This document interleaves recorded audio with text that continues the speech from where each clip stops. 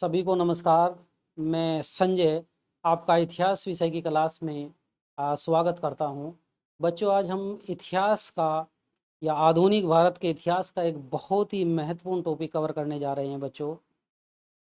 और मैं महत्वपूर्ण इसको इसलिए बोल रहा हूं कि अगर आपने जो मैं टॉपिक अभी आपको पढ़ाऊंगा, इसका परिचय आपसे कराऊंगा, अगर आपने इसको ठीक ढंग से पढ़ लिया, समझ लिया, तो आधुनिक भारत के इतिहास का आपका लगभग 60% हिस्सा कवर हो जाएगा। किताबों में आपने इस टॉपिक को पढ़ा होगा, लेकिन मुझे लगता है कि बार बार आपने इसको पढ़ने के बावजूद भी एक समझ विकसित नहीं की होगी, क्योंकि ये टॉपिक थोड़ा सा क्लिष्ट है। और जैसे ही आपको मैं इसको पढ़ाने का प्रयास करूँगा, तो उस क्लिष्टता को दूर करके सरलता की तरफ ले जाऊंगा, जिससे आपके दिमाग में खाका बने। और जब आप परीक्षाओं में जाए, या मुख्य परीक्षा हो या आपकी प्रीलिम्स हो, कोई भी परीक्षा आपके सामने हो, तो आपको इस सेगमेंट से या आधुनिक भारत के इतिहास से प्रश्न हल करने में समस्या न आए। तो मैं टॉपिक को लिख देता हूँ। टॉपिक के साथ या टॉपिक की यात्रा या टॉपिक को पढ़ाते पढ़ाते बहुत सारी चीज़ें समझ में आएगी। मैं टॉपिक लिख देता हूँ। 1857 सॉरी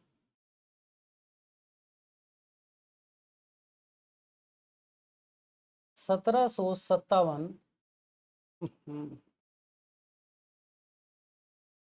1757 से 1857, यानी इस समय के बीच भारत में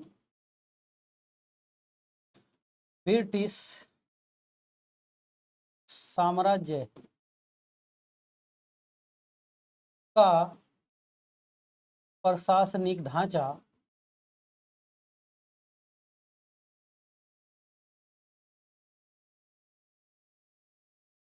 आर्थिक नीतियां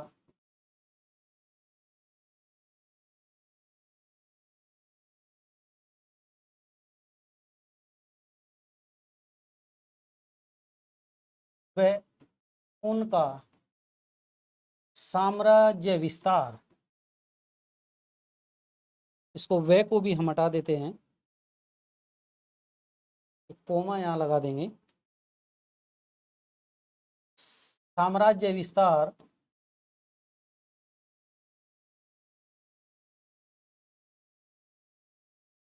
व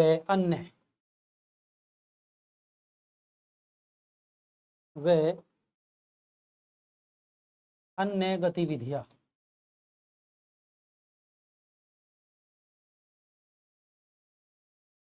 प्यारे बच्चों, आपको ये पढ़ने में अभी थोड़ा सा क्लिष्ट लग रहा होगा, लेकिन जैसे जैसे इस टॉपिक के साथ आप मेरे साथ यात्रा करेंगे, तो आपको ये टॉपिक या चीज़ें बहुत आसान लगेगी, आपको समझ आ जाएगी। यानी भारत में ब्रिटिश साम्राज्य का, जब मैं ब्रिटिश साम्राज्य बोल रहा हूँ, इसका मतलब है ब्रिटिश ईस्ट इंडिया कंपनी के साम्राज्य का प्रशासनिक ढांचा, उसकी आर्थिक नीतियाँ, उनका साम्राज्य विस्तार व अन्य गतिविधियाँ। यानी 1757 पलासी के युद्ध के बाद 1857 के विद्रोह तक के बीच में भारत में जो भी आर्थिक, सामाजिक, राजनीतिक गतिविधियां हुई, उसका अध्ययन हम इस टॉपिक के अंतर्गत करने जा रहे हैं। प्यारे बच्चों, एक इससे हट के एक आपको एक बात मैं बता दूं कि जब भी आप आधुनिक भारत के इतिहास को पढ़ें, विशेष रूप से आधुनिक भारत के इतिहास को आप पढ़ेंगे या पढ़ने का प्रयास करेंगे, तो मेरा आपको सुझाव होगा कि आप उसको 3 खंडों में बांट करके पढ़ें। अगर chapter wise, part wise, lesson wise आप उसको पढ़ने का प्रयास करेंगे, तो मुझे लगता है कि आपकी भूल होगी। क्योंकि अगर चैप्टर वाइज आप इस टॉपिक को पढ़ने का प्रयास करेंगे, तो एक दूसरे से चीज़ों को कनेक्ट नहीं कर पाएंगे, और जब कनेक्ट नहीं कर पाएंगे तो बार बार आप भूलेंगे, और टॉपिक पर आपके इस सेगमेंट पर आपकी पकड़ नहीं बन पाएगी। इसका कारण ये है कि 1757 से 1857 के बीच बहुत सारी गतिविधियां समान रूप से भारत में चल रही थी। तो तब लाजमी है कि आप उन सब को एक साथ पढ़ेंगे, तो मुझे लगता है कि आप उस टॉपिक पर या इस सेगमेंट पर बहुत अच्छे से पकड़ बना पाएंगे और परीक्षा के दौरान आप घबराएंगे नहीं। और अगर आपके तथ्य याद नहीं है, 1% आपके तथ्य याद होते भी नहीं हैं, कई बार वो दिमाग से स्लिप हो जाते हैं, तो अवधारणा के आधार पर, समझ के आधार पर आप उनको टैकल कर पाएंगे। और मैं दूसरी बात आपको ये बता देना चाहता हूँ कि मैं इतिहास को आपको जो तथ्य होंगे उनकी सकरी गलियों से पढ़ाने की प्रयास या उससे गुजारने की कोशिश नहीं करूँगा। मेरा मत है या मेरा मानना है या मेरा ऐसा कहना है कि मैं आपको इतिहास विषय को या आधुनिक भारत के इतिहास को अवधारणा के या समझ के चौड़े रास्तों से लेकर के चलूँगा, जिससे वो आपके जीवन में कहानी के रूप में दर्ज हो जाएगा और फिर आपको कभी भी जीवन में इस प्रकार की चीज़ों को बार बार देखने की ज़रूरत नहीं पड़ेगी। हाँ, मैं ये ज़रूर कहता हूँ कि आपको पॉलिश ज़रूर करनी होती है समय समय पर। अगर आप पॉलिश नहीं करेंगे तो आपका आपका जो मटेरियल है, आपका जो कंटेंट है वो चमक नहीं पाएगा। तो मैं एक छोटी सी बात आपको इस टॉपिक से पहले आपको बता देता हूँ कि आधुनिक भारत के इतिहास को आपको 3 खंडों में बाँट करके पढ़ना चाहिए। सबसे पहला आपको सोच सकते हैं 1707 से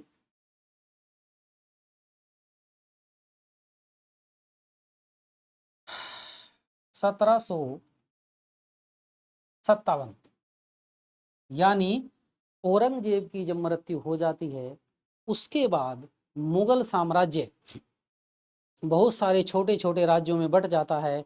और वहाँ पर मुगल साम्राज्य के जो पूर्व में सामंत रहे थे वही लोग, या जो यहाँ पर अधिकारी लोग रहे थे, वही लोग अपने छोटे छोटे राज्यों को स्वतंत्र कर लेते हैं और वहाँ पर शासन करते हैं। यानी 1707 से 57 के बीच जो भी राजनीतिक सामाजिक गतिविधियां भारत में हुई, आप इसके अंतर्गत एक साथ पढ़ सकते हैं। दूसरा, 1757 के बीच से 1857 तक के बीच की जितनी भी भारत में चहल पहल हुई कंपनी के द्वारा, या भारत के जो तत्कालीन छोटे छोटे राज्य थे उनके बीच या कंपनी के बीच, तो इनका अध्ययन आप एक साथ कर सकते हैं। मेरे कहने का मतलब ये है कि 1707 से 1757 तक के बीच का जो ये शासन है, ये देसी राजा यहाँ शासन कर रहे थे, यानी कि जो भारत के लोग थे वे ही छोटे छोटे राज्यों पर शासन कर रहे थे। तो इनको एक साथ पढ़ने से आपको लाभ होगा। लेकिन 1757 के बाद समय बदला, परिस्थितियां बदली, तो बंगाल की विजय के बाद अंग्रेजों ने भारत पर धीरे धीरे कब्जा करना शुरू कर दिया। जब धीरे धीरे इन्होंने कब्जा किया तो लाजमी था इनको यहाँ का एक प्रशासन भी डेवलप करना था, और भारत की इस समय की आर्थिक नीतियाँ भी तय करनी थी, किसके साथ युद्ध करना है, किसके साथ संधि करनी है, व्यापार को किस तरीके से रेगुलेट करना है। ये सारा काम यहाँ इस समय में, यानी 1757 से 1857 के बीच किसने किया? ब्रिटिश ईस्ट इंडिया कंपनी द्वारा किया गया। इसके बाद 1857 या 58 से 1947 एक हिस्सा ये हो सकता है, यानी 1857 के विद्रोह के बाद 1858 में कंपनी से ब्रिटेन की सरकार ने शासन अपने हाथ में ले लिया, और 1858 से 1947 तक जो भारत की सरकार थी, या जो भारत का शासन प्रशासन और उसकी राजनीतिक व्यवस्था थी, ये ब्रिटेन की सरकार के हाथ में थी, और इन्हीं के माध्यम से इसको संचालित किया गया। ब्रिटेन की सरकार या ब्रिटेन की संसद। अब आप इसको समझ सकते हैं मोटे तौर पर। 1707 से पहले मैं इसलिए नहीं जा रहा हूं, आपके दिमाग में प्रश्न होगा कि 1707 ही क्यों लिखा। यानी औरंगजेब की मृत्यु के बाद, सॉरी, औरंगजेब की मृत्यु से पहले हम इसको मध्यकालीन भारत के इतिहास के अंदर काउंट करते हैं। लेकिन 1707 से 1757 के बीच, या 1707 से औरंगजेब की मृत्यु के बाद आधुनिक भारत ने दस्तक, या आधुनिकता ने, या आधुनिक भारत का इतिहास शुरू हो गया था, उसने दस्तक दी थी। तो यहाँ से इसकी मृत्यु के बाद, औरंगजेब की मृत्यु के बाद, इसको हम आधुनिक भारत के इतिहास के तहत इसका अध्ययन करते हैं। यहाँ इस समय भारत के राजा महाराजा, छोटे राजा बड़े राजा, या छोटा राज्य बड़ा राज्य, कुल मिलाकर के भारत के लोगों ने शासन किया। और इस समय में आपको पता होना चाहिए 1608 ईस्वी में ब्रिटिश ईस्ट इंडिया, मैं मुख्य रूप से ब्रिटिश ईस्ट इंडिया कंपनी की बात करूंगा, क्योंकि 1757 में प्लासी के युद्ध के बाद भारत में यही निर्णायक शक्ति थी। तो 1608 में ही आ गए थे, और 1608 से 1657 के बीच जो ब्रिटिश ईस्ट इंडिया कंपनी थी, उसकी भूमिका मात्र व्यापार करने तक सीमित थी। यानी जो ब्रिटिश ईस्ट इंडिया कंपनी थी, यहाँ पर इनकी फैक्ट्रियाँ थी, भारत के ग्रामीण क्षेत्रों से ये माल खरीद करके यहाँ रखते थे और इसका निर्यात विदेशों में करते थे। इसकी भूमिका, कंपनी की भूमिका सिर्फ इतनी थी। लेकिन 1757 के बाद स्थितियाँ, परिस्थितियों में चेंज हुआ, परिवर्तन हुआ। तो ब्रिटिश ईस्ट इंडिया कंपनी ने बंगाल पर कब्जा करने के बाद, प्लासी की लड़ाई के बाद जब बंगाल पर इनका कब्जा हो गया, उसके बाद धीरे धीरे ये मैसूर पर कब्जा करेंगे, ये मराठा पर कब्जा करेंगे, ये सिंध पर कब्जा करेंगे, ये आपका पंजाब पर कब्जा करेंगे, अवध पर कब्जा करेंगे। तो इस प्रकार से तमाम भारत पर कब्जा करने के बाद इनका भारत में शासन स्थापित हो जाता है, और अगले 100 वर्षों तक कंपनी का शासन भारत में रहता है। उसके बाद 58 में जब 1857 का विद्रोह भारत में हुआ प्यारे बच्चों, तो 1858 से 1947 तक भारत पर ब्रिटेन की संसद ने या ब्रिटेन की सरकार ने शासन किया। तो इसलिए आप इसको बांट करके देख सकते हैं। मुझे लगता है कि बहुत सारी चीज़ें आपको समझ में आ गई होगी। अब मैं इस टॉपिक का वर्गीकरण आपके सामने एक माइंड मैप के माध्यम से करूँगा, और जैसे ये पूरा वर्गीकरण हो जाएगा तो आपको लगेगा कि एक खाका आपके दिमाग में विकसित हो जाएगा। आपको लगेगा कि 10% इतिहास तो हम मतलब जो है यहीं पर समझ में आ गया, वीडियो देखते देखते या पढ़ते पढ़ते। प्यारे बच्चों, ये मुझे लगता है आपकी समझ में आ गया होगा। अब मैं इसका माइंड मैप आपके सामने प्रस्तुत कर रहा हूँ। इसको मैं थोड़ा सा सामाजिक विस्तार,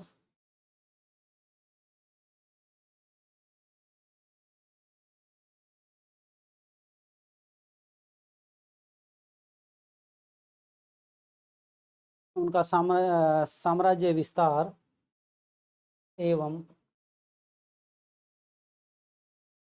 अन्य गतिविधियां,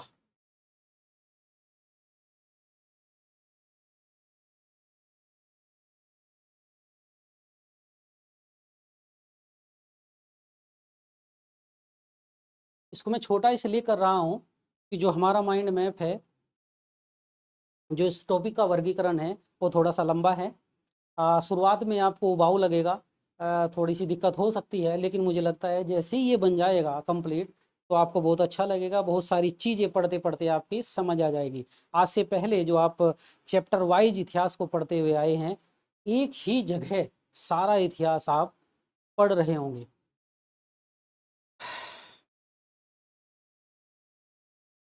और आपको बार बार मैं एक बात कहना चाह रहा हूँ, जो भी चीज़ मैं यहाँ पढ़ा रहा हूँ, आपको ये ध्यान रखना है कि मैं 1757 से 1857 के ही बीच की बात करूँगा।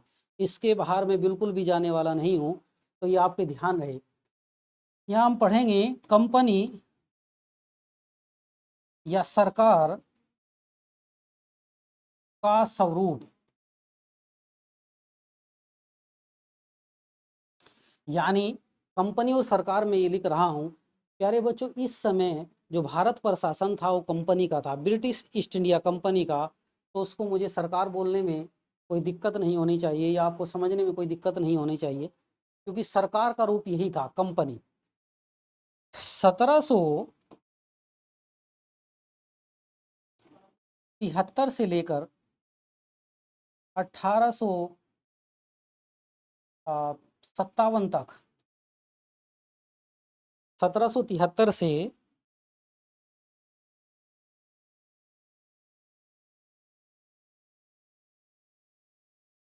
1857 तक समय समय पर, समय के हिसाब से, समय की मांग के अनुसार कंपनी के स्वरूप में या इसके ढांचे में परिवर्तन किए गए।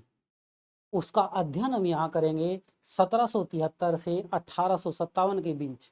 यानी आपने पढ़ा होगा रेगुलेटिंग एक्ट, या सुना होगा रेगुलेटिंग एक्ट, आपका पिट्स इंडिया एक्ट, आपका 1813 का चार्टर एक्ट, 1833 का चार्टर एक्ट, 1853 का चार्टर एक्ट। ये कंपनी से संबंधित नियम कानून थे जो ब्रिटिश सरकार, इसको मैं अभी पढ़ाऊंगा, बहुत सारी चीजें आपके क्लियर हो जाएंगी। ब्रिटिश सरकार ने समय समय पर कंपनी के लिए कानून बनाए, इसका अध्ययन हम यहाँ करेंगे। इसके बाद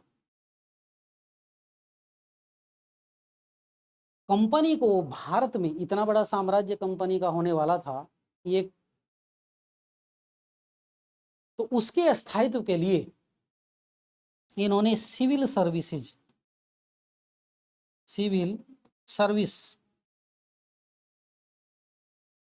की शुरुआत की, जिससे कि देश में इनके शासन को स्थायित्व मिल सके। उसके बाद इन्होंने, जब इतने बड़े देश पर इनको शासन करना था और साम्राज्य विस्तार भी करना था, तो इन्हें युद्ध भी करने थे, शांति समझौते भी करने थे। तो तमाम चीज़ों के लिए या अपना साम्राज्य विस्तार करने के लिए इन्होंने मजबूत सेना का विकास किया। सेना तो इनके पास पहले से ही थी, लेकिन इसका और आधुनिकीकरण किया और उसमें सैनिकों की वृद्धि की और इसको और मजबूत करने का काम इन्होंने किया। देश के आंतरिक कानून व्यवस्था को संभालने के लिए इन्होंने पुलिस व्यवस्था को स्ट्रॉन्ग किया। और प्यारे बच्चों, मैं एक बात आपको यहाँ पर बता दूं, इस समय में जब इन्होंने पुलिस का यहाँ पर विकास किया, या इसका आधुनिकीकरण एक प्रकार से हम कह सकते हैं,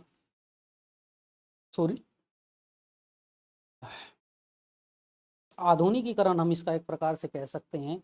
एक समय भारत की पुलिस इतनी विकसित थी, इतनी एडवांस थी, ब्रिटेन की पुलिस भी इसका मुकाबला नहीं कर सकती थी।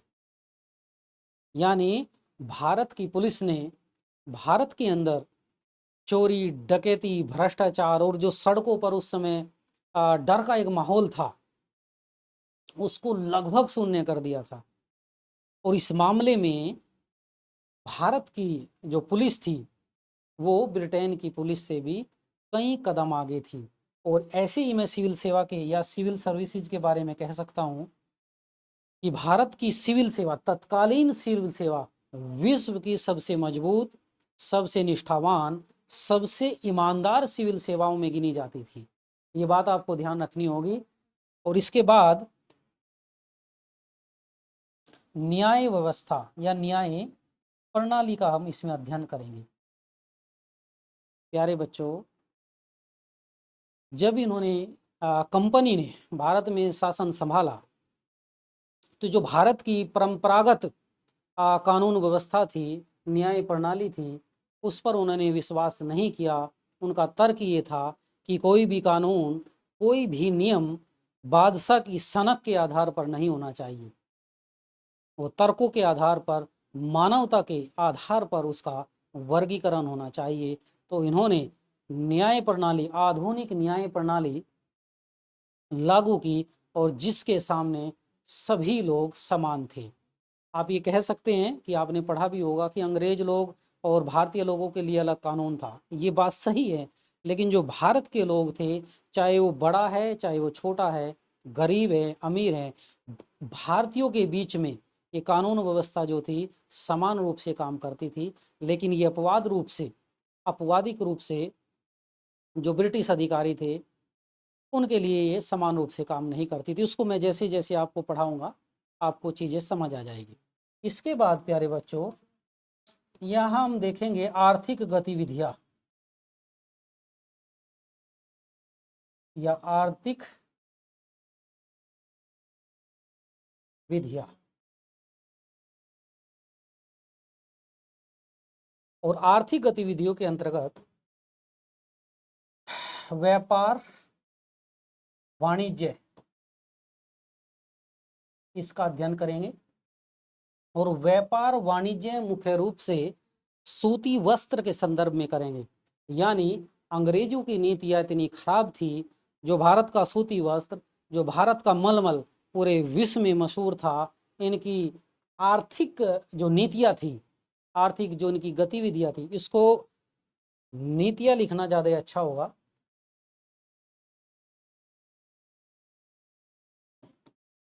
इनकी जो आर्थिक नीतियाँ थी वो इतनी खराब और ट्यूचे दर्जे की थी कि उसने हमारे सूती वस्त्र और हमारे मलमल के बाजार को बर्बाद कर दिया और उसके जो उसका निर्यात था उसको बिल्कुल समाप्त कर दिया। इसके बाद हम पढ़ेंगे उद्योग,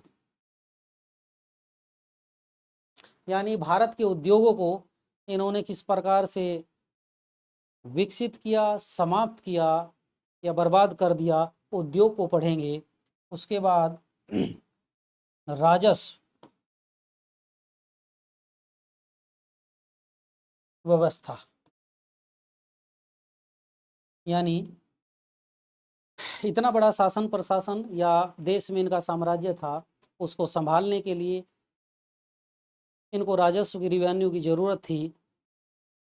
तो इनको ज़रूरत महसूस हुई, जो भारत में परंपरागत व्यवस्थाएं थी उसको इन्होंने समाप्त करके भारत के क्षेत्र विशेष के हिसाब से महलवाड़ी, रैयतवाड़ी और आपका इस्तिमरारी बंदोबस्त यहाँ लेकर के आए और उसके माध्यम से इन्होंने भारत के किसानों से लगान वसूलने का काम किया। इसके बाद यातायात एवं संचार के साधन,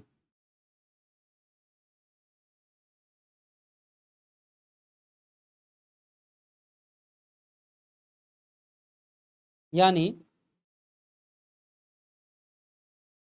भारत में अपना एक जगह से दूसरे जगह माल लाने ले जाने के लिए इनको यातायात की ज़रूरत थी। दूसरा इसका तर्क ये है कि अगर साम्राज्य के अंतर्गत कहीं कोई विद्रोह हो जाए, कहीं अशांति हो जाए, तो उस विद्रोह को समाप्त करने के लिए या उसको दबाने के लिए इनके पास सेना थी, जिससे कि वो जल्दी से जल्दी वहाँ पहुँचकर उस विद्रोह को, उस अशांति को दबा सके। इसके अंतर्गत ये हम पढ़ेंगे। और इसके बाद प्यारे बच्चों साम्राज्य विस्तार,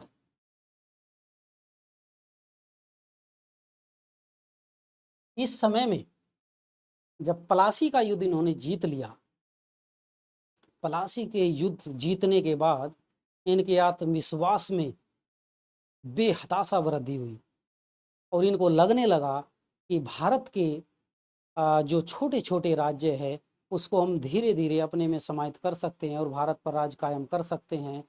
तो इस साम्राज्य विस्तार के दरमियान, यानी आपका प्लासी के युद्ध के बाद, इन्होंने आपका मैसूर मैसूर पर कब्जा किया, मराठा पर कब्जा किया, आपका सिंध पर कब्जा किया, आपका अवध पर कब्जा किया, सॉरी पंजाब पर कब्जा किया, उसके बाद अवध पर कब्जा किया। यानी धीरे धीरे उन्होंने पूरे भारत को या पूरे भारत के छोटे राज्यों को अपने साम्राज्य के अंतर्गत समाहित कर लिया।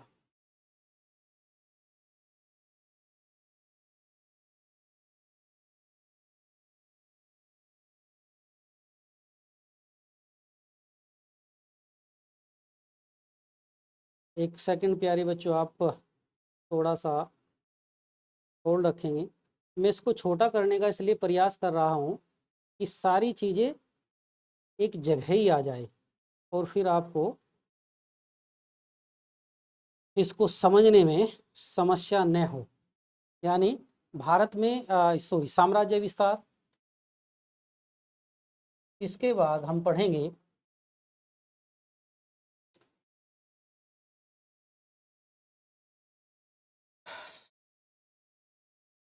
भारत में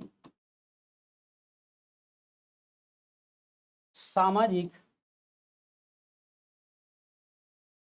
और सांस्कृतिक नवजागरण। आपको भटकना नहीं है, मैं जो भी चीज़ यहाँ पर जो भी चीज़ें लिख रहा हूँ, लिखने का प्रयास कर रहा हूँ, वो 1757 से 1857 के बीच की ही गतिविधियाँ हैं। यानी भारत में सामाजिक सांस्कृतिक नवजागरण, यहाँ राजा राम मोहन राय, ईश्वरचंद विद्यासागर और अन्य तमाम बुद्धिजीवी लोग जो उस समय के विचारक थे, जिन्होंने भारत में एक चेतना जगाने का काम किया, उनके अंदर एक आत्मविश्वास भरने का काम किया, उसका अध्ययन यहाँ पर करेंगे। इसके बाद हम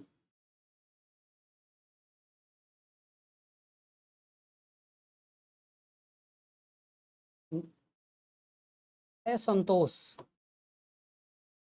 या विद्रोह,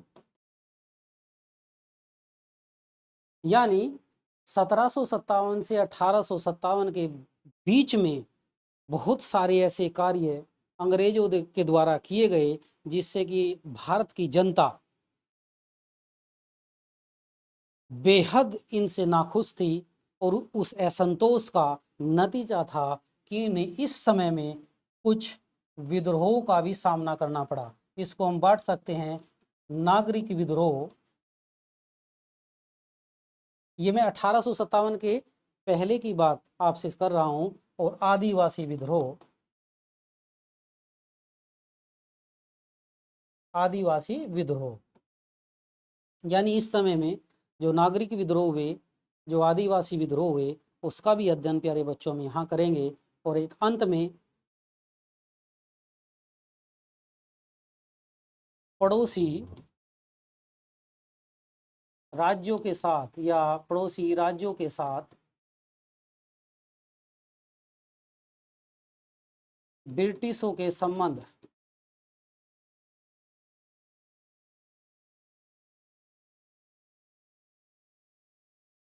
यानी जब पूरे भारत पर इनका कब्जा था, तो जाहिर है पड़ोसी देश भी इन्हीं से संबंध रखते होंगे। तो यहाँ हम नेपाल, भूटान, आपका तिब्बत, आपका अफगान, आपका बर्मा, इन देशों का ब्रिटिश कंपनी के साथ क्या संबंध रहा और किस प्रकार से इनके साथ उन्होंने युद्ध लड़े, इसका अध्ययन भी हम इसके अंतर्गत करेंगे। तो प्यारे बच्चों, मुझे ऐसा लगता है कि ये आपको ये माइंड में काफ़ी हद तक समझ में आ गया होगा। और अब इसका हम एक एक सेगमेंट आपके सामने प्रस्तुत करूंगा। मैं आपके सामने कंपनी या सरकार का स्वरूप सबसे पहले मैं आपके सामने रखूंगा। धीरे धीरे उसके बाद सिविल सेवा, सेना, पुलिस, न्याय व्यवस्था, आर्थिक नीतियाँ, फिर सामाजिक, इनका साम्राज्य विस्तार, यानी कि मैसूर पर इन्होंने कैसे कब्जा किया, मराठा, सिंध, पंजाब, अवध, और भारत में सांस्कृतिक नवजागरण के तहत राजा राम मोहन राय और अन्य जो सामाजिक चिंतक थे, विचारक थे, या इसको हम सामाजिक सुधार आंदोलन के रूप में भी हम इसको कह सकते हैं, इसको भी हमें यही पढ़ना है। और 1857 का जो विद्रोह हुआ था, उससे पहले भारत में इनके खिलाफ कई सारे नागरिक विद्रोह हैं, उनको भी हम यहाँ पढ़ेंगे। और आदिवासी विद्रोह, उनका भी यहाँ अध्ययन करेंगे। अब मैं इसको साफ कर देता हूँ। अब मैं आपको यहाँ पढ़ाऊँगा कंपनी या सरकार का स्वरूप, और उसके बाद इस सेगमेंट को आपको पढ़ाने का मैं प्रयास करूँगा। इसको अब मुझे साफ करने में मुझे लगता है कोई समस्या नहीं होगी। मैं इसको यहाँ साफ कर देता हूँ, और मैं अब आपको शुरू कर रहा हूँ कंपनी या सरकार का स्वरूप। कंपनी या सरकार का स्वरूप, और जब मैं कंपनी की बात कर रहा हूं तो British east India company, company का या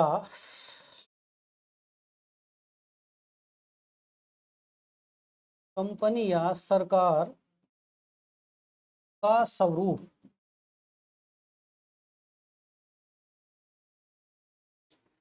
प्यारे बच्चों इसका स्वरूप इसलिए समझाना जरूरी है, अगर इसको आप समझ गए तो अगले 100 सालों में जो भी गतिविधियां होंगी, जो भी चीज़ें होंगी, कभी यहाँ ब्रिटिश सरकार का जिक्र आएगा, कभी यहाँ ब्रिटिश कंपनी का जिक्र आएगा, तो आपको समझने में समस्या नहीं होगी। हालांकि 10 से 20% चीज़ें आपकी ये समझ में आ गई होगी कि यहाँ जो 1757 से 1857 के बीच में जो भी कार्य होगा वो ब्रिटिश कंपनी के द्वारा होगा, लेकिन इसमें बीच बीच में ब्रिटिश सरकार के द्वारा भी दखल दिया गया, इसलिए इसका स्वरूप समझना जरूरी है।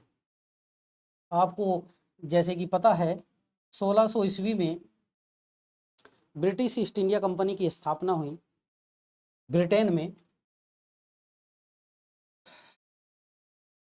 इस समय यहाँ का राजा एलिजाबेथ टेलर प्रथम था, या यहाँ की शासिका एलिजाबेथ प्रथम, एलिजाबेथ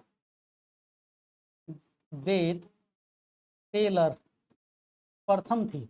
यहाँ की शासिका एलिजाबेथ टेलर प्रथम से ब्रिटेन के 274 पूंजीपतियों ने अपना शेयर डाल करके एक कंपनी का निर्माण किया, एक कंपनी की स्थापना की जिसका नाम था ब्रिटिश ईस्ट इंडिया कंपनी।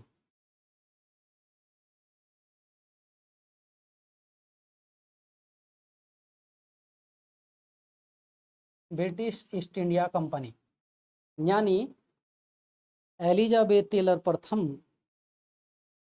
जो वहाँ की ब्रिटेन की तत्कालिक शासिका थी, उससे अनुमति लेकर के 274 लोगों ने पैसा इकट्ठा करके एक कंपनी की स्थापना की जिसका नाम था ब्रिटिश ईस्ट इंडिया कंपनी।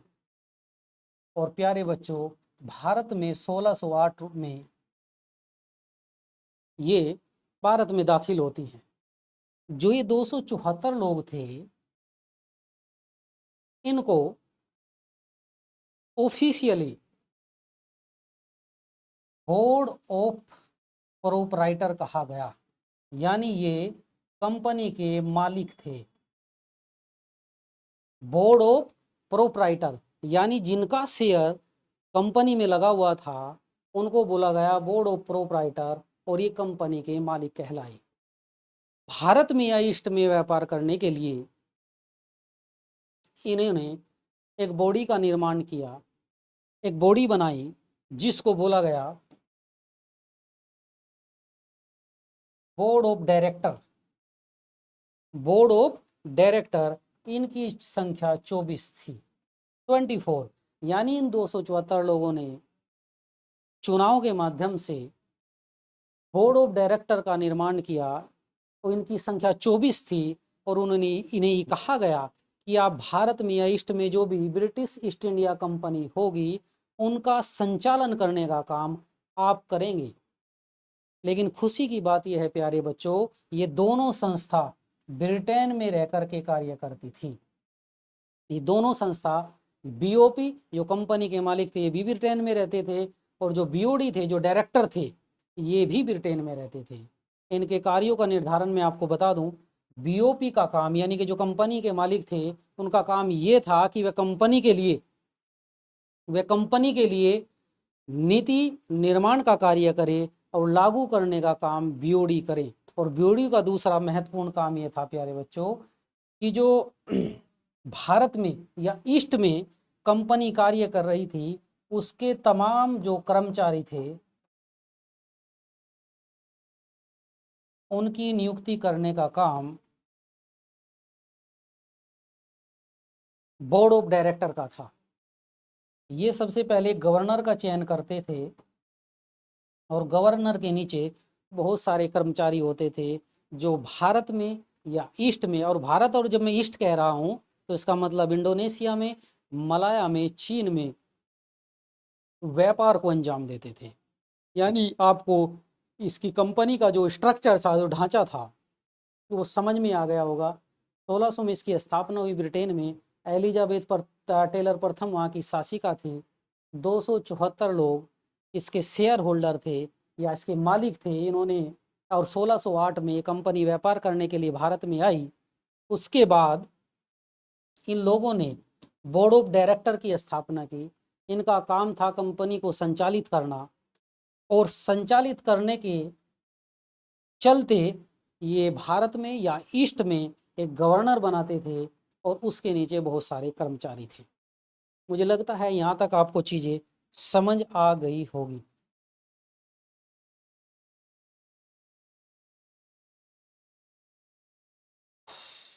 अब इसके स्ट्रक्चर में, स्वरूप में समय समय पर परिवर्तन होते रहे। जो कंपनी या सरकार थी, जो ब्रिटिश ईस्ट इंडिया कंपनी थी, समय समय पर, इसको मैं ब्रिटिश ईस्ट इंडिया कंपनी लिख रहा हूँ शॉर्ट में, ब्रिटिश ईस्ट इंडिया कंपनी। प्यारे बच्चों, समय समय पर इसके स्वरूप में 1757 तक परिवर्तन होते रहे। आपको ये जानकारी होगी कि 1757 में पलासी के युद्ध के बाद बंगाल पर इस ब्रिटिश ईस्ट इंडिया कंपनी ने कब्जा जमा लिया था। यानी 1757 के बाद ब्रिटिश ईस्ट इंडिया कंपनी ने बंगाल पर कब्जा जमाया और 64 में 1764 में बंगाल में शासन प्रशासन करने का अधिकार कंपनी का हो गया था। इस समय जो बोर्ड ऑफ डायरेक्टर थे, जो कंपनी को संचालित करने का काम करते थे, उन्होंने ये घोषणा की कि कंपनी जो बंगाल से रिवेन्यू ले रही है, जो राजस्व इकट्ठा कर रही है, जो भारत में अंग्रेजों की अन्य दो प्रेसिडेंसियां है, जैसे कि आपका मद्रास, आपका बम्बई, इनकी सेना का खर्च, इनके युद्ध का खर्च, इनकी तमाम सैलरियों का खर्च बंगाल से लिया जाएगा। यानी जो ब्रिटिश ईस्ट इंडिया कंपनी थी, बंगाल में जब उसने कब्जा किया तो बंगाल एक स्टेट था। यहाँ पर इसके धन से, इसके राजस्व से इनका, यानी मद्रास का और आपका बंबई का खर्च वहन करना होगा। ये किसने घोषणा की? बोर्ड ऑफ डायरेक्टर ने। आगे बढ़ते हैं। और वो घोषणा क्यों की प्यारे बच्चों? क्योंकि बंगाल अपनी समृद्धता के लिए, अपने धन धान्य के लिए पूरे विश्व में मशहूर था। और इनको लगता था कि बंगाल के अंदर इतना धन है कि ये दोनों प्रेसिडेंसियों का खर्च उठा सकते। उसका दूसरा कारण ये भी था कि बंगाल पर जब इन्होंने कब्जा किया तो जो कंपनी के अधिकारीगण थे, अधिकारी या कर्मचारी, इन्होंने यहाँ से बहुत धन बटोर लिया था और धन बटोर करके ये ब्रिटेन में जाते थे। ठीक, बहुत सारा धन इन्होंने इकट्ठा किया और ये इकट्ठा करके ब्रिटेन में जाने लगे। तो कंपनी के जो डायरेक्टर थे, उनको लगा कि अब ऐसा हमें करना चाहिए कि यहाँ के पैसे का इस्तेमाल भारत में ही करना चाहिए। यानी बम्बई और मद्रास, इसका जो खर्च होगा, चाहे वो सैलरी का खर्च हो, चाहे वो युद्ध का खर्च हो, वो बंगाल के राजस्व से दिया जाएगा।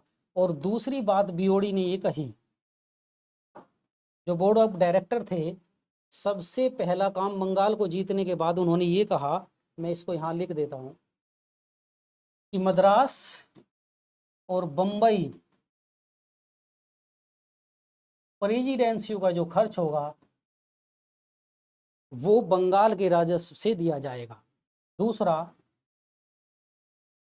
इनको ये कहा गया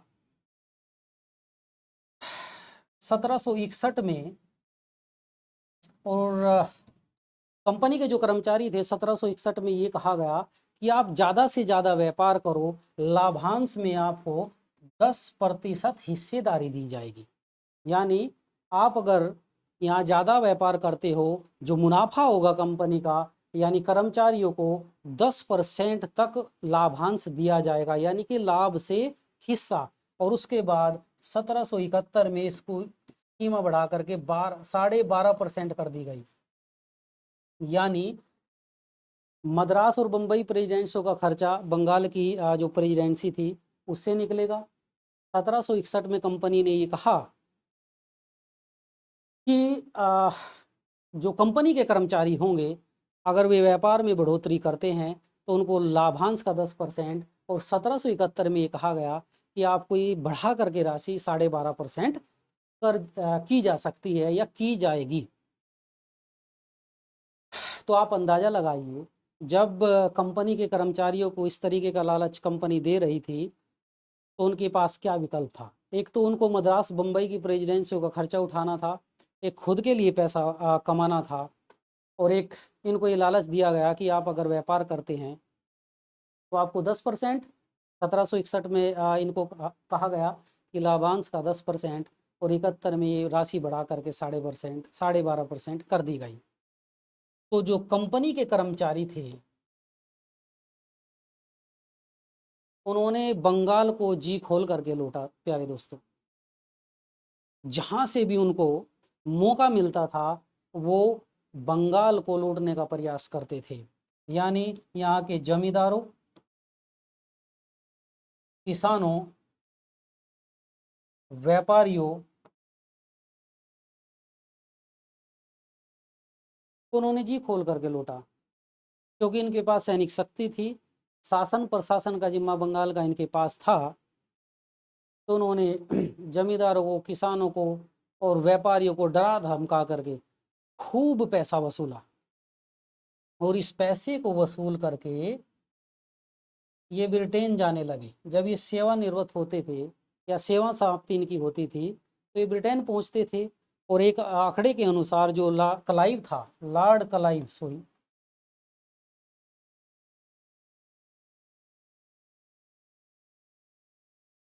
लॉर्ड क्लाइव जो था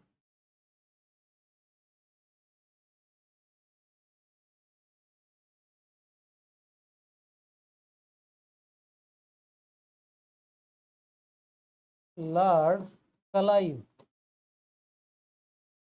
जब 34 वर्ष की उम्र में ब्रिटेन पहुंचा, वापस अपनी सेवा दे करके भारत में, ब्रिटेन जब ये 34 वर्ष की उम्र में पहुंचा तो इसके पास 40,000 पौंड,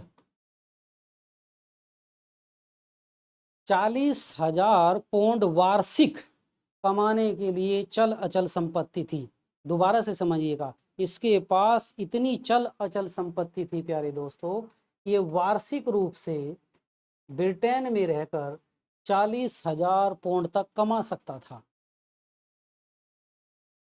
आप अंदाजा लगा सकते हैं तो बंगाल को किस प्रकार से लूटा गया होगा। दूसरा आंकड़ा ये है कि 1757 से और 65 तक, 1757 और 65 के बीच, यानी आप ये कह सकते हैं 8 सालों के अंतर्गत बंगाल से 4,70,00,000 रुपये ब्रिटेन पहुंचाए गए। यानी इन 8 सालों के अंतर्गत 4,70,00,000 रुपये ब्रिटेन में पहुंचा दिए गए। किस बुरी तरीके से, किस निर्ममता से बंगाल को अंग्रेजों ने या ब्रिटिश ईस्ट इंडिया कंपनी ने लूटा, आप इसका सहज ही अंदाजा लगा सकते हैं श्रोते।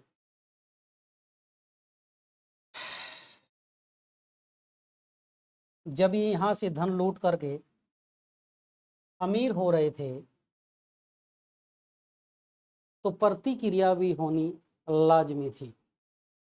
जब ये बहुत ज़्यादा पैसा कमा करके ब्रिटेन में जा रहे थे, और एक बात ये समझिएगा आप कि ब्रिटेन की जो ये कंपनी थी, British east India company, Bharat या ईस्ट में इसका व्यापार करने का एकाधिकार था।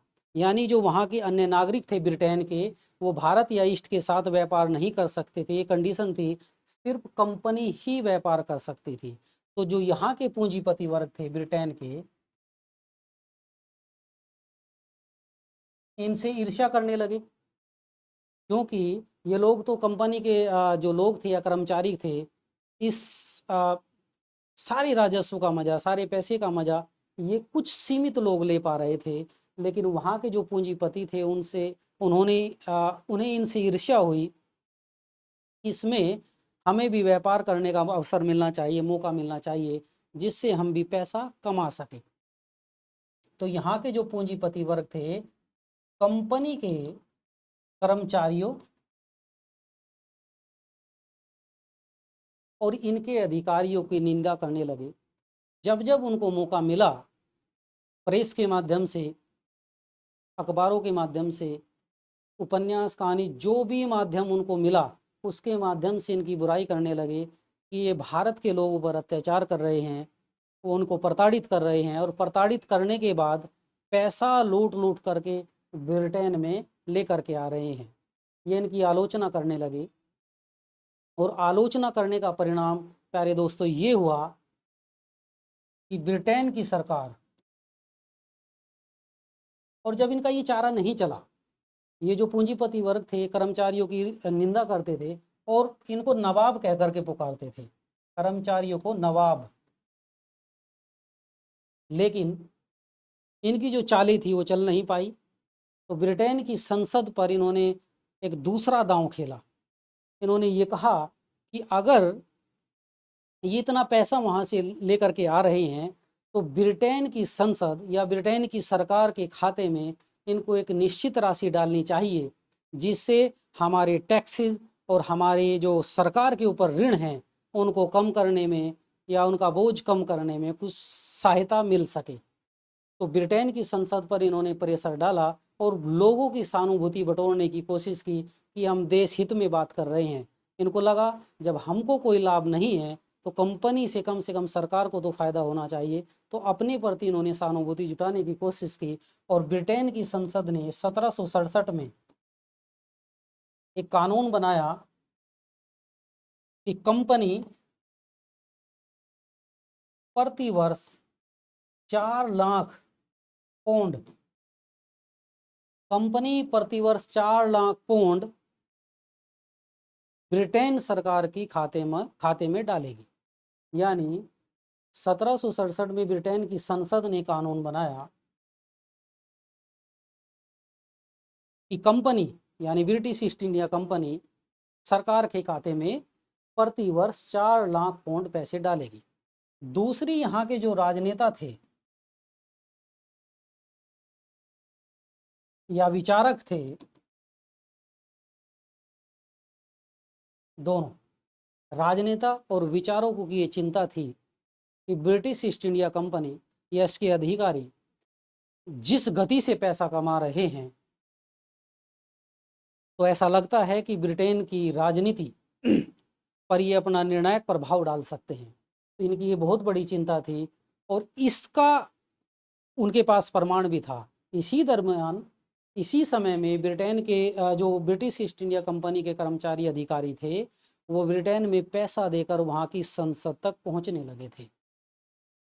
और ये बात इतनी हल्की नहीं है प्यारे बच्चों। एडम स्मिथ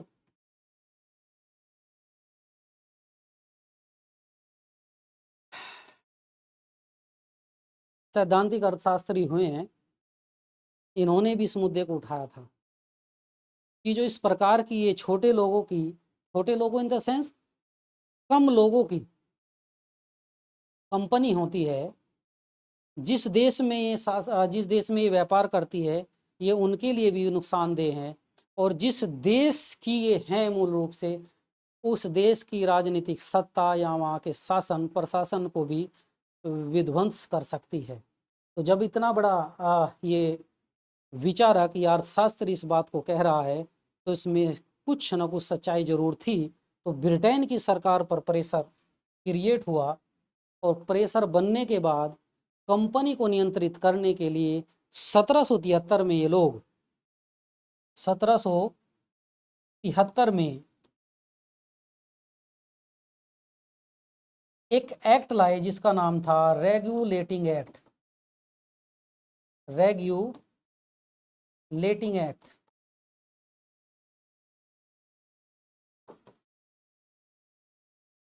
इसको मैं दोबारा से इधर लिख देता हूं, रेगुलेटिंग एक्ट।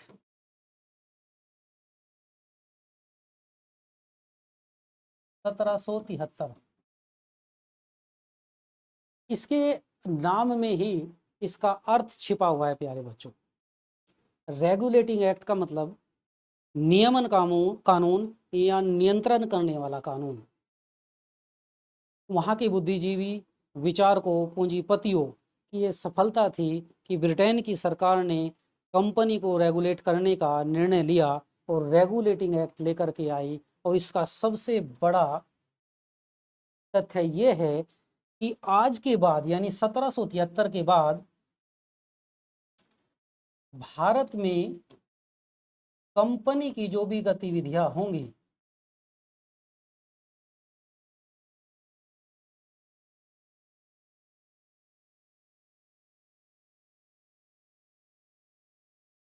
वो ब्रिटेन की संसद के संज्ञान में की जाएगी। या तो उनको युद्ध करना है, या उनको किसी के साथ शांति समझौता करना है, या संधि करनी है। जो भी कार्य भारत में ब्रिटिश कंपनी करेगी वो ब्रिटेन की संसद के तत्वाधान में करेगी, उनको बताने के बाद ही करेगी। इसके बाद इनका दूसरा तथ्य रेगुलेटिंग एक्ट का ये है, बंगाल के गवर्नर को भारत का गवर्नर जनरल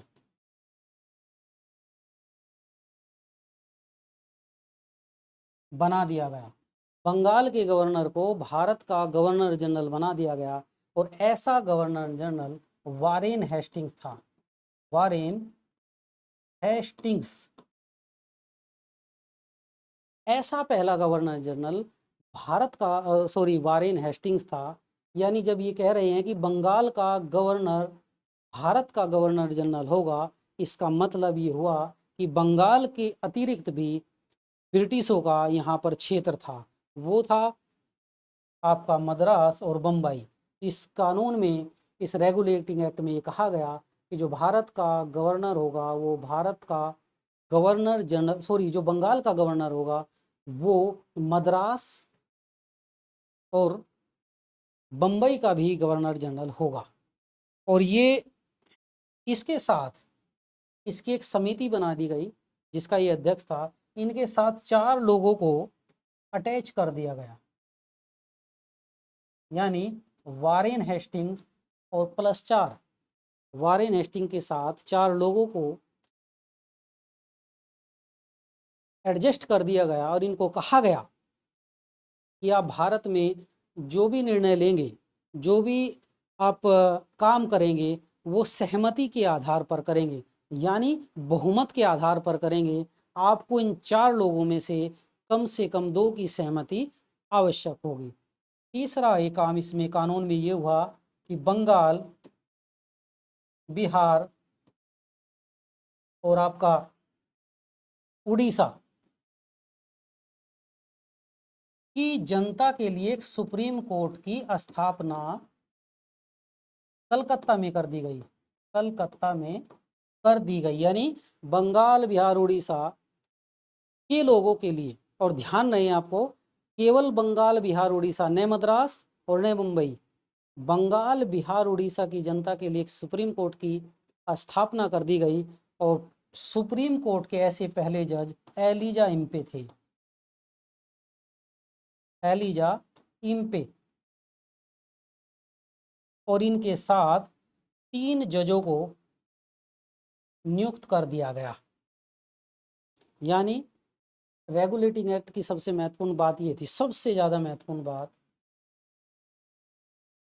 कंपनी की जो भी गतिविधियां थी या जो भी गतिविधियां भारत में इसके बाद होंगी, वो संसद के जो ब्रिटेन की संसद थी उसके अधीन की जाएगी। बंगाल का गवर्नर भारत का गवर्नर जनरल होगा। ऐसा पहला गवर्नर जनरल वारेन हेस्टिंग्स था। इसके साथ 4 सदस्यों की समिति बनाई गई जिसके बहुमत से इसको निर्णय लेना था। बंगाल, बिहार, उड़ीसा के जनता के लिए एक सुप्रीम कोर्ट कलकत्ता में स्थापित कर दिया गया। इस सुप्रीम कोर्ट के पहले जज एलिजा इम्पे थे और इनके साथ 3 जजों को भी नियुक्त कर दिया गया। अब इसमें खामियां क्या हो गई बच्चों, ये जो रेगुलेटिंग एक्ट था बिल्कुल पूरी तरीके से फेल साबित हुआ, ये विफल हो गया।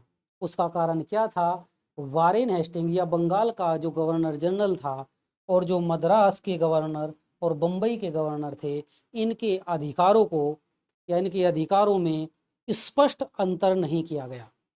इसमें क्लोज जोड़ा गया था कि बंगाल का जो गवर्नर जनरल होगा वो केवल असामान्य परिस्थितियों में ही इनके राज्य में या इनकी प्रेसिडेंसियों में दखल दे सकता है, या युद्ध या शांति के समय ही दखल दे सकता है।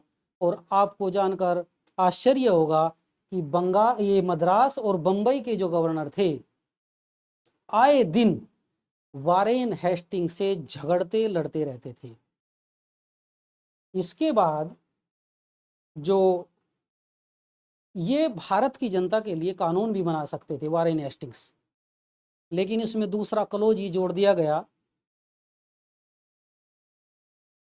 कि जो भी कानून नियम ये वारेन हेस्टिंग्स बनाएंगे सबसे पहले उसको सुप्रीम कोर्ट में, कलकत्ता के सुप्रीम कोर्ट में प्रकाशित पंजीकृत कराना होगा और उसको प्रकाशित करना होगा। तो एलिजा इम्पे और वारेन हेस्टिंग्स दोनों के बीच हितों का टकराव हो गया। ये लोग भी आए दिन तू मैं करते रहते थे और परिणाम ये हुआ प्यारे बच्चों कि एलिजा इम्पे को वापस ब्रिटेन बुला लिया गया। इसको ब्रिटेन बुला लिया गया और ये जो रेगुलेटिंग एक्ट था पूर्ण रूप से विफल साबित हुआ। इसमें दूसरी बात एक और थी कि जो ये बोर्ड ऑफ डायरेक्टर थे, ये इनके अलावा वारेन हेस्टिंग्स के अलावा बंबई और मद्रास की प्रेसिडेंसियों को सेपरेट भी कोई भी निर्देश दे सकते थे। तो इस प्रकार से जो इनके अधिकार थे उनमें स्पष्ट कोई अंतर नहीं था, इसलिए कानून बिल्कुल पूर्णतः फेल साबित हुआ। और इसको सही करने के लिए या इसकी कमियों को पूरा करने के लिए उसके बाद भारत में आया पिट्स का इंडिया एक्ट। पिट्स का इंडिया एक्ट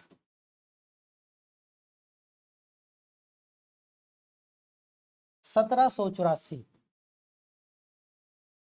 वो इसलिए आया, एक तो वो कानून बिल्कुल फेल हो गया था रेगुलेटिंग एक्ट, दूसरा जो ब्रिटेन के नागरिक थे, पूंजीपति थे, राजनेता थे, वो भी पूरी तरीके से संतुष्ट नहीं थे। उनके दिमाग में, उनके मन में अभी भी ये टीस थी कि हमें किसी तरीके से भारत में या ईस्ट में व्यापार करने का अवसर मिल जाए।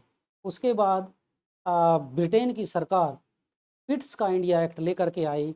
आपने उसका नाम देखा रेगुलेटिंग एक्ट, तो उसके अंदर ही उसका अर्थ छिपा हुआ है रेगुलेटिंग, यानी कि नियमन करना, नियंत्रित करना।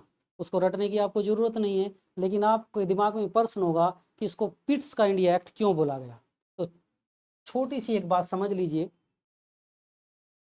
तत्कालीन समय में यानी 1783 से 1801 तक यहाँ पर या ब्रिटेन पर विलियम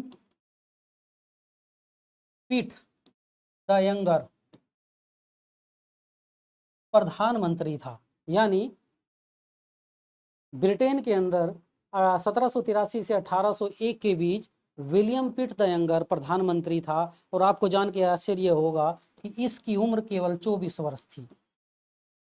अगर आपने कोई आज तक इतिहास में 24 वर्ष का प्रधानमंत्री पढ़ा या सुना हो तो आप प्लीज़ कमेंट करके बताइए, या वर्तमान में भी कोई ऐसा किसी देश का प्रधानमंत्री हो जिसकी उम्र ऐसी है या 24 वर्ष है, तो आप ज़रूर कमेंट करके बताइएगा प्यारे दोस्तों। विलियम पिट द यंगर इनका नाम इसलिए था कि इनके जो पिताश्री थे उनका नाम विलियम पिट्स द ओल्डर था और इनका नाम विलियम पिट्स द यंगर था। इन्हीं के नाम पर ये पिट्स का इंडिया एक्ट इसका नाम रखा गया।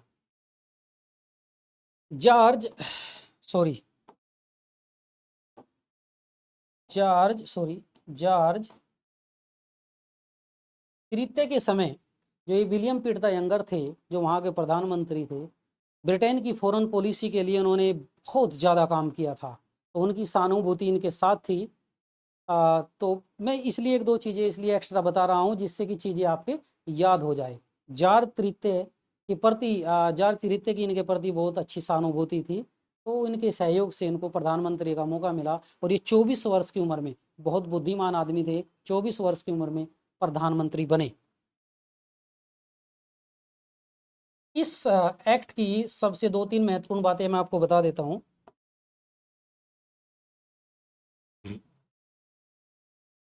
ब्रिटेन की सरकार ने बोर्ड ऑफ डायरेक्टर सॉरी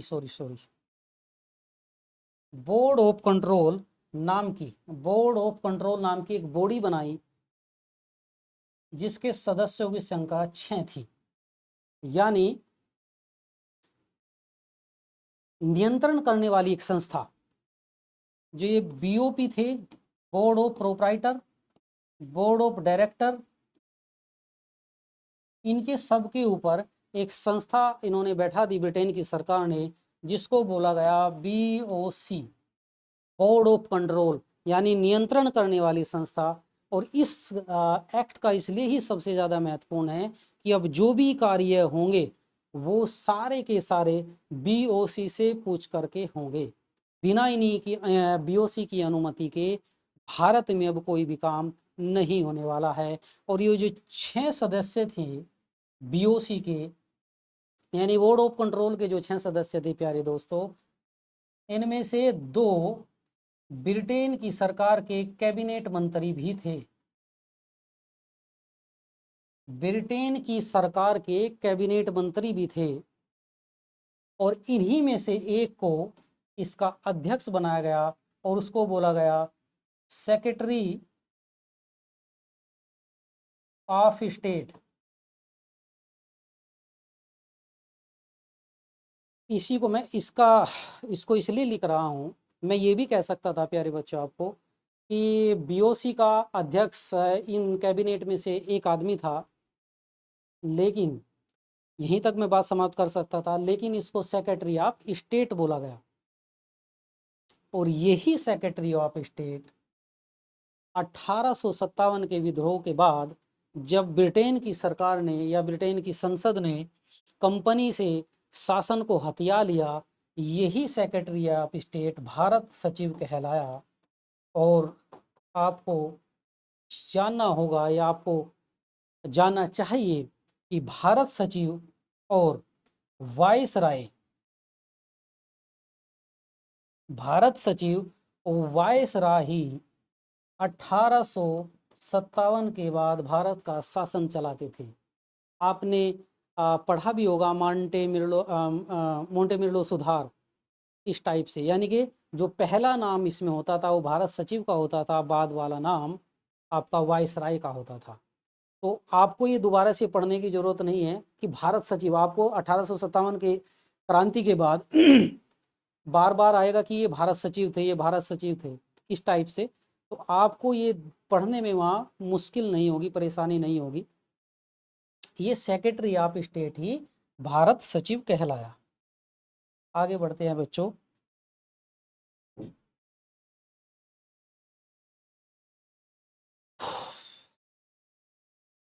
इसका दूसरा महत्वपूर्ण तथ्य ये था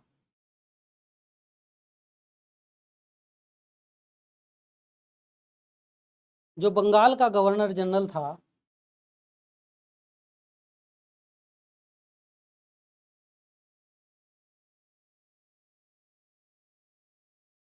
उसको वास्तविक रूप से भारत का गवर्नर जनरल बना दिया गया। वास्तविक रूप से इसका मतलब ये हुआ, जो मद्रास था या मद्रास की प्रेसिडेंसी थी, जो आपकी बम्बई की प्रेसिडेंसी थी, इनके ऊपर भी कानून बनाने का, युद्ध करने का, शांति करने का सब कुछ अधिकार बंगाल के गवर्नर जनरल को सौंप दिया गया।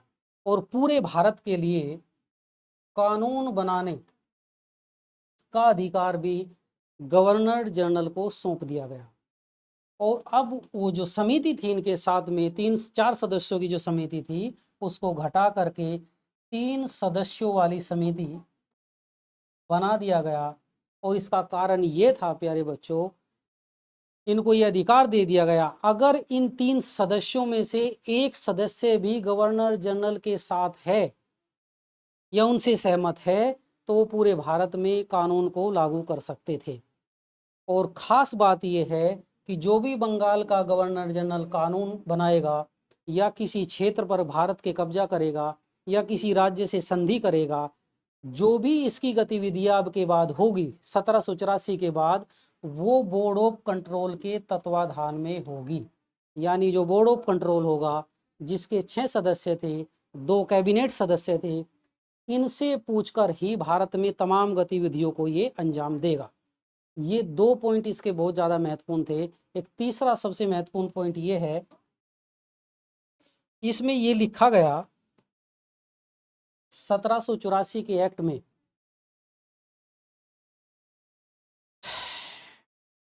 कि ब्रिटेन या ब्रिटिश कंपनी भारत के किसी भी क्षेत्र पर युद्ध करके कब्जा नहीं करेगी। यानी उसकी जो साम्राज्यवादी नीति होगी उस पर अंकुश लगाने की बात इन्होंने की। इस एक्ट के क्लोज 34 में 34 में इन्होंने ये कहा कि भारत की सरकार, भारत की ही सरकार थी कंपनी असल में।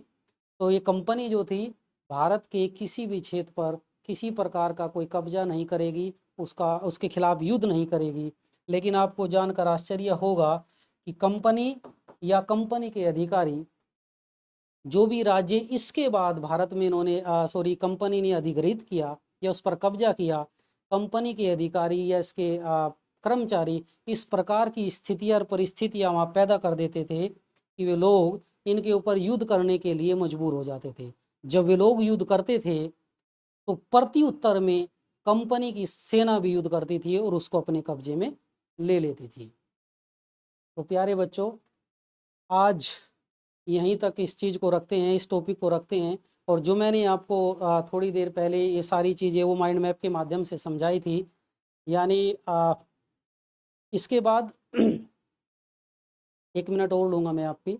इसके बाद आपका 1813 का अधिनियम है, 1833 का अधिनियम है जो बहुत ज़्यादा महत्वपूर्ण है। और 1813 और 33 के अधिनियम से 2019 और उसके पहले कई बार प्रश्न आ चुके हैं, तो उसको मैं पढ़ाऊँगा। उसके बाद जो कंपनी का प्रशासनिक ढांचा था, सिविल सर्विसेज, सेना, पुलिस, न्याय प्रणाली, उसको सारी चीज़ों को देखेंगे, उनकी आर्थिक गतिविधियाँ। और उसके बाद भारत में इनका साम्राज्य विस्तार, जैसे इन्होंने मैसूर पर कब्जा किया, मराठों पर कब्जा किया, आपके सिंध पर कब्जा किया, आपके पंजाब पर कब्जा किया, और उसके बाद अवध पर कब्जा किया। उसके बाद जो सांस्कृतिक गतिविधियां भारत में हुई या नवजागरण की चेतना जगाने के लिए जो आंदोलन भारत में हुए, उस पर चर्चा करेंगे। उसके बाद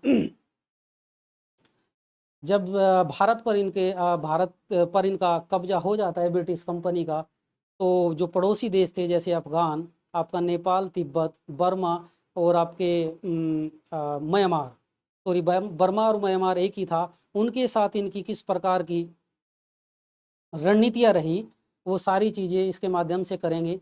और 1757 से 1857 तक का जो मैंने आपको ये माइंड मैप बताया, इसके माध्यम से आप 60 से 70% आप आधुनिक भारत के इतिहास पढ़ सकते हैं, समझ सकते हैं। अगर इसको आपने एक बार समझ लिया तो मुझे लगता है कि अवधारणात्मक टाइप के जो प्रश्न होंगे किसी भी परीक्षा में, उसे करने में आपको आसानी होगी। तो आज इस टॉपिक को यहीं समाप्त करते हैं और कल से दोबारा शुरुआत करेंगे। बहुत बहुत धन्यवाद। नमस्कार।